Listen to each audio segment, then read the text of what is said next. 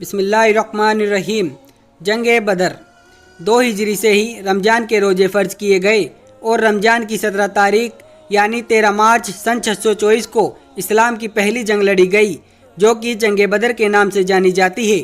یہ وہ دور تھا جب پیغمبر اسلام حکم الہی لوگوں کو بتایا کرتے تھے اور ایک اللہ کی عبادت کرنے کو کہا کرتے تھے، جس کی وجہ سے مکے کے لوگ ان کی جان کے دشمن بن گئے تھے اور آپ کو آخرکار ہجرت کر مکے سے مدینہ آنا پڑا۔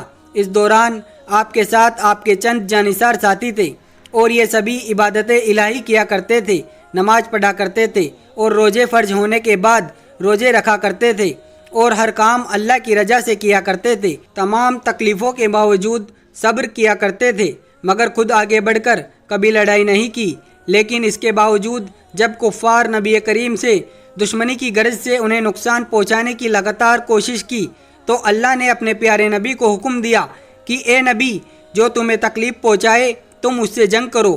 اور اس کے بعد اسلام کی تاریخ میں جو سب سے پہلی جنگ لڑی گئی وہ ہے جنگ بدر، جو مدینہ سے قریب 80 میل دور بدر نام جگہ پر لڑی گئی، جس میں ایک طرف مکے کے قریش قبیلے کے تقریباً 1000 بڑے بڑے یہودہ شامل تھے تو دوسری طرف پیغمبر اسلام کے ساتھ ان کے صرف 313 ساتھی شامل تھے، جس میں سے زیادہ تر لوگوں نے کبھی جنگ لڑی ہی نہیں تھی، یہاں تک کہ جنگ کے کسی بھی قسم کے ساز و سامان تک ان کے پاس نہیں تھے۔ ابھی جنگ شروع بھی نہیں ہوئی تھی کہ اس کے ایک دن پہلے اللہ کے نبی صلی اللہ علیہ وسلم اس جگہ پر صحابہ کے ساتھ آئے اور ایک ڈنڈا لے کر لکیر کھینچی، گول دائرہ بنایا۔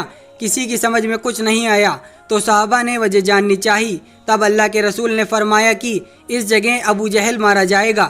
کچھ دوری پر دوسرا دائرہ کھینچا اور فرمایا کہ اس جگہ امیہ مارا جائے گا۔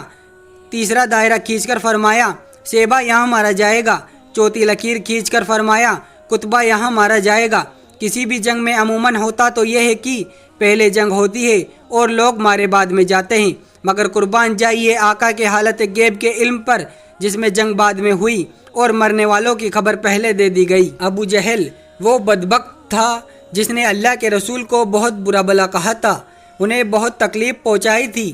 اس بدبخت کو جب اللہ کے رسول اور ان کے جانثاروں کی خبر ملی تو اس نے سوچا کہ ان کی تعداد ہی کتنی ہے، مٹھی بھر، اس لیے اچھا موقع ہے سب کو ہلاک کرنے کا، تاکہ کوئی محمد صلی اللہ علیہ وسلم کے خدا کو ماننے والا ہی نہیں رہے گا تو اسلام ویسے ہی ختم ہو جائے گا۔ جب جنگ شروع ہوئی تو دشمنوں کی تعداد کئی گنا ادھک تھی، جس میں قریش قبیلے والوں میں موجود بہت سے لوگ کسی نہ کسی کے قریبی رشتہ دار بھی تھے، یہاں تک کہ کوئی کسی کا باپ تو کوئی کسی کا چچا ماموں بھی تھا۔ تب اللہ کے رسول نے اپنے رب سے دعا کی کہ اے میرے رب، اگر اس جنگ میں ہم ناکام رہے تو پھر تیری عبادت کرنے والا کوئی نہ رہے گا۔ اللہ نے اس جنگ میں ان کی مدد فرمائی۔ اس جنگ میں اللہ کے رسول کی طرف سے ایک صحابی عمیدہ بن حارث نے اس وقت آپ سے جنت کے بارے میں پوچھا کہ یا رسول اللہ، اگر میں شہید ہو گیا تو کیا مجھے بھی جنت ملے گی؟ آپ نے اس سے کہا ہاں بے شک تم جنتی ہو، اور اس بہادر صحابہ نے بہادری سے لڑتے ہوئے شہادت پائی۔ اچانک ہی جنگ کے دوران محاج اور مووس نام کے 2 نوجوان آئے، ایک 10 سال اور دوسرا 12 سال کا تھا۔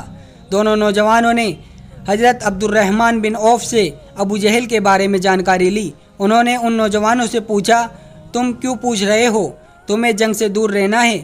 مگر ان نوجوانوں نے کہا وہ گستاخ ہمارے آقا کریم صلی اللہ علیہ وسلم کو گالی دیتا تھا، ہم اسے ماریں گے۔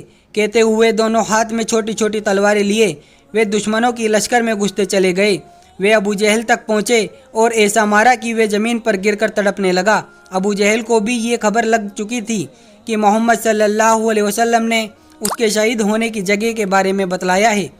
تب وہ اپنے ساتھیوں سے پوچھنے لگا کہ کیا یہ وہی جگہ ہیں جہاں لکیر کھینچی گئی تھی؟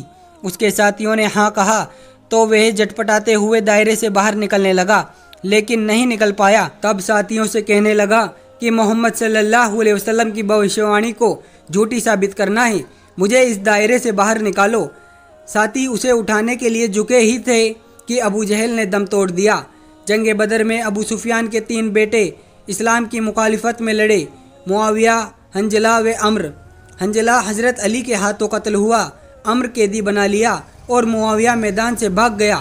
اس جنگ میں 70 کفار شہید ہوئے اور اتنے ہی گھائل ہوئے۔ کچھ کو بندی بنایا گیا تو کچھ جان بچا کر بھاگ گئے۔ اللہ کے رسول کے طرف سے جنگ کرنے والوں میں 6 مہاجر اور 8 انصاری شہید ہوئے اور آخرکار حق کی جیت ہوئی۔ لڑائی ختم ہونے کے بعد اللہ کے رسول کو بے چین دیکھ کر ایک صحابہ نے پوچھا، اے اللہ کے رسول، آپ پریشان کیوں ہیں؟ آپ نے فرمایا، قیدیوں کو جو رسی باندھی گئی ہے انہیں ڈھیلی کرو، ان میں میرے چچیرے بھائی عباس بھی ہیں۔ اور پھر ان کے حکم کے مطابق سبھی قیدیوں کو فدیہ لے کر چھوڑ دیا گیا۔ ان میں جو پڑھے لکھے قیدی تھے ان کا فدیہ یہ تھا کہ وہ 10 لوگوں کو لکھنا پڑھنا سکھائیں گے۔